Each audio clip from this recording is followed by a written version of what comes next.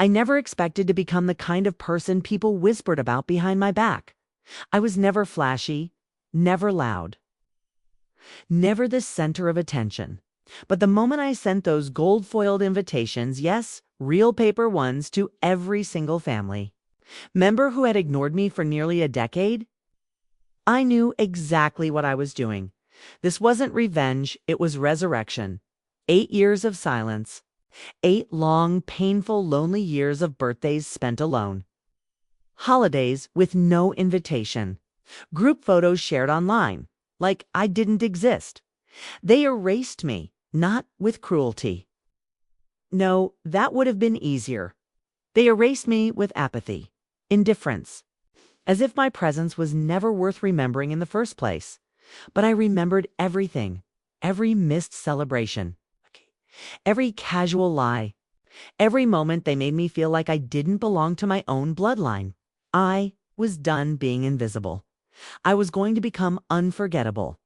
But to understand how we got to the beachfront resort, the golden guest list, and that jaw-dropping bonfire speech, you need to understand the quiet storm I lived through first. Because the pain didn't start when they cut me off. It started long before that. I was the weird cousin. You know the one? The one who loved books more than gossip.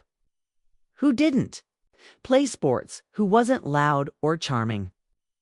I had ideas, dreams, imagination, but in my family, that didn't earn you points. What earned you status was blending in. And I never did. I didn't realize I was being excluded until I was around 18. Before that, I just thought we weren't close. But as I got older, I saw the patterns, the secret group chats, the inside jokes I was never part of, the weekend trips they never told me about, the photos posted without a single thought of what it might feel like for the one person never tagged, never invited. When my grandmother died, everything changed. She was the last tether I had to the family. It's the only one who noticed when I went quiet. It's the only one who asked me how I was really doing. And when she was gone, they didn't even pretend to include me anymore. At her funeral, they barely spoke to me. I stood alone beside her grave while they huddled together like a pack. I wasn't one of them. And they made sure I knew it. That night, I went home, stared at the family group chat silent on my end for months and finally typed, "I hope she rests easy. I'll miss her." You know how many responses I got? 0. It was like shouting into a black hole. That was the last time I messaged them, at least. For a long while.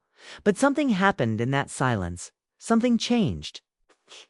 I started thinking about my future, not the one I'd hoped to share with them, but one that belonged to me alone. I didn't want to live in their shadow.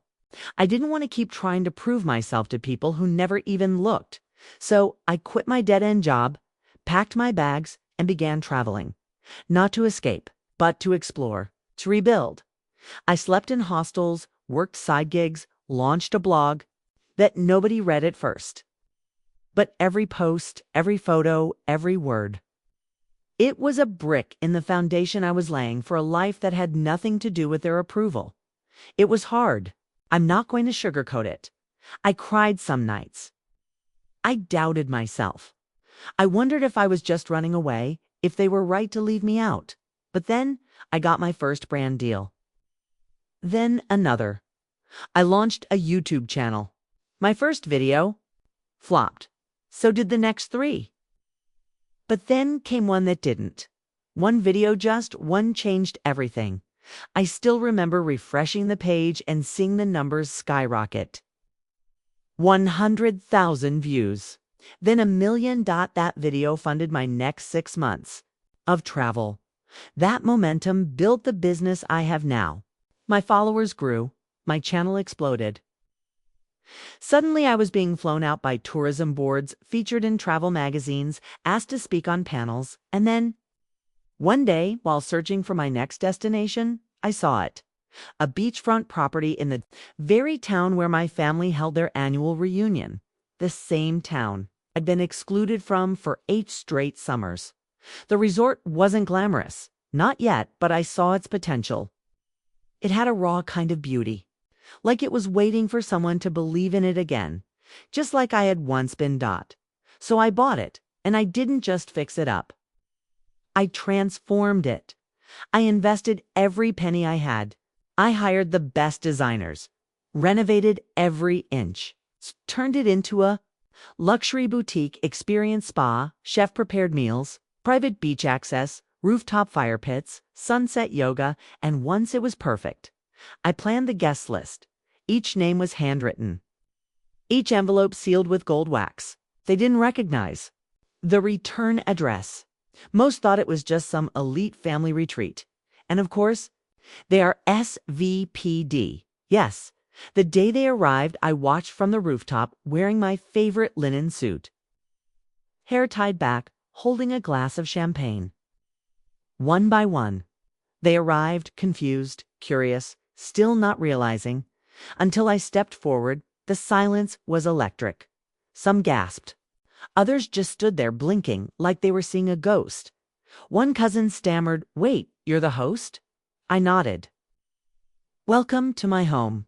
For the next 3 days, I was the perfect host. I made sure their rooms were flawless. I gave them the best service. No sarcasm, no revenge games. Just excellence, because the truth is, I didn't want to stoop to their level. I wanted to rise above it, but I also wanted closure, and I got it on the final night at the bonfire. Stood in front of them and said, I built this place for people who felt left behind, for those who were excluded, underestimated, forgotten, because for 8 years I lived in silence. A silence created by this very group, and I let it shape me. But I didn't let it break me. I looked around, saw faces fall, tears shimmer, regret swirl. I want you to know, I continued, I forgive you. Not because what happened didn't matter, but because it no longer controls me. And that was the truth. They could never undo the years I lost. But I could decide how my story ended. And this was the ending I wrote for myself. Some apologized, others stayed silent. One cousin told me they'd always wondered why I stopped showing up. I just smiled. I no longer needed to explain now. I run that resort as a retreat for the unseen. Every month I invite guests who felt forgotten, people healing from broken families, people finding their voice. We host workshops, writing circles, even grief retreats, that it's no longer just a resort, it's a lighthouse. Because if there's one thing I've learned, it's that even the people closest to you can fail to see your worth. But that doesn't mean it's not there.